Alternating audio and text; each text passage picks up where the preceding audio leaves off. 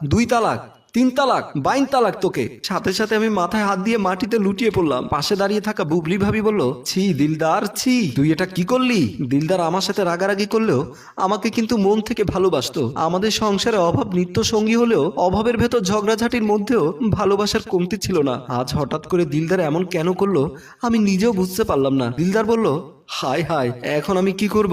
রাগের মাথায় তালাক দিয়ে ফেলেছি। বুবলি বলল, তালাক যখন দিয়ে ফেলেছিস এখন কিছুই করার নেই, এই বউ এখানে তোর সাথে আর থাকতে পারবে না। দিলদার বলল, ভাবি যে কোনো কিছুর বিনিময়ে আমি আমার বউকে ঘরে রাখতে চাই। বুবলি বলল, এখন যদি আবার সংসার করতে চাস তাহলে তোর বউকে হিল্লা বিয়া দিতে হবে। দিলদার বলল, আমার বউকে কার সাথে হিল্লা বিয়া দেবো? কোথায় পাবো এমন বিশ্বস্ত লোক? বুবলি বলল, আমার সন্ধান একজন বয়স্ক লোক আছেন যিনি এই ধরনের হিল্লা বিয়া করেন, আবার 3 মাস 13 দিন পর যার বউ তার কাছে ফেরত দিয়ে দেন। দিলদার বলল, তাহলে ভাবি আমার বউকে তার সাথে হিল্লা বিয়া দেওয়ার ব্যবস্থা করুন। কাজী অফিসে রহিম কাজী বসে আছেন, পাশে বসে আছেন করিম মিয়া, তার পাশে নতুন বধূ বেশে বসে আছেন কলি, আরেক পাশে বসে আছে বুবলি ভাবি ও দিলদার। দিলদার বলল, দেখুন আপনার সাথে আমার বউকে বিয়ে দিচ্ছি, কিন্তু আপনি আমার বউকে স্পর্শ করতে পারবেন না।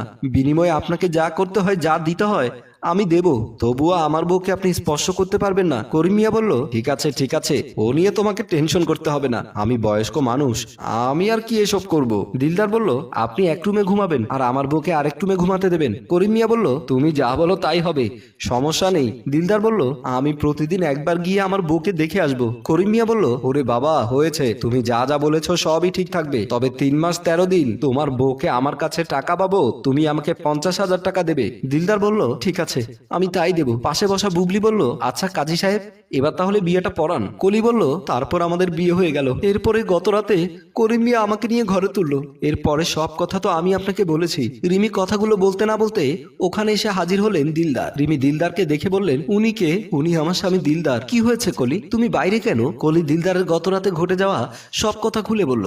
শুনে দিলদারের মাথা গরম হয়ে গেল। শালার বুইরা আমাকে কথা দিয়ে কথা রাখছে না। বুইরাকে বলো তোমাকে আমি আমার ঘরে নিয়ে যাব, এটা আমার কপালে যেটা আছে সেটাই হবে। ওই বুইরা করিম মিয়া কই? কলি বলল, গত রাতে সে তো ঘরের ভেতরে ছিল, আমি যখন বের হয়েছি বাহির থেকে আমি নিজে লক করে দিয়েছি যাতে বুড়ো বাইরে এসে আমাকে ধরতে না পারে। রিমি ভাবি বলল, যান আপনাদের সমস্যা আপনারাই সমাধান করুন। এই বলে রিমি ভাবি চলে গেল। দিলদার দরজার লকটা খুলে কলিসহ ঘরের ভেতরে প্রবেশ করলো। ঘরে ঢুকে ওদের চোখ কপালে উঠে গেল। দেখলো মেঝেতে মরে পড়ে আছে করিম মিয়া। গত রাতে কলি সজোরে ধাক্কা দেওয়াতেই করিম মিয়া নিচে পড়ে মারা গেছে। কলি দিলদারকে জড়িয়ে ধরে বলল, এখন কি হবে?